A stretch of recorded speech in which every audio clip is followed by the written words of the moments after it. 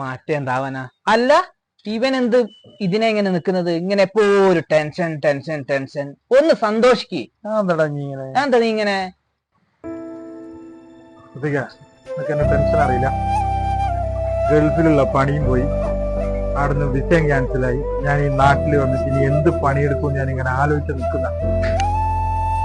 ഞാനിപ്പോ എന്താ ചെയ്യുന്ന ഒരു പോകുമ്പോ എനിക്ക് പറഞ്ഞ. അല്ല, ഇവൻ എന്തിനാ ഇങ്ങനെ ടെൻഷൻ അടിക്കുന്നത്? നമ്മൾ തന്നെ അവനോട് എത്ര പ്രാവശ്യം പറഞ്ഞിനി ലോണിന്റെ കാര്യോ?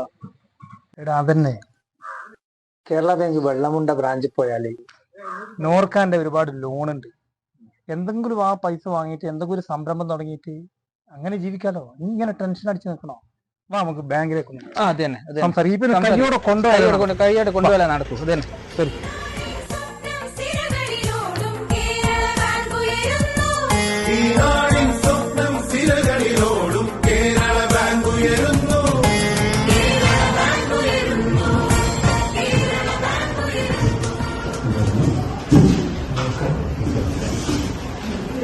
സാറേ, ഇതിന് പ്രവാസിയാണ്, ഇപ്പൊ ഗൾഫിൽ നിന്ന് വന്ന.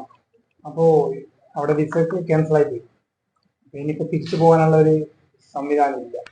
അപ്പൊ ഇതിനെ പറ്റി എന്തെങ്കിലും ലോണ് വേണം, എന്തെങ്കിലും ബിസിനസ് തുടങ്ങാന്ന് വിചാരിക്കും.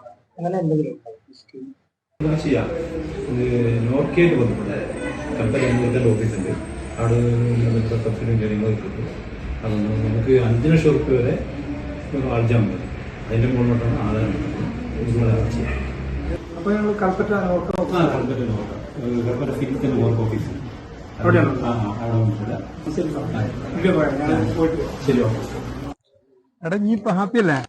കേരള ബാങ്കിന്റെ ലോൺ കിട്ടിയില്ല, ഞാൻ പെട്ടുപോയാൻ.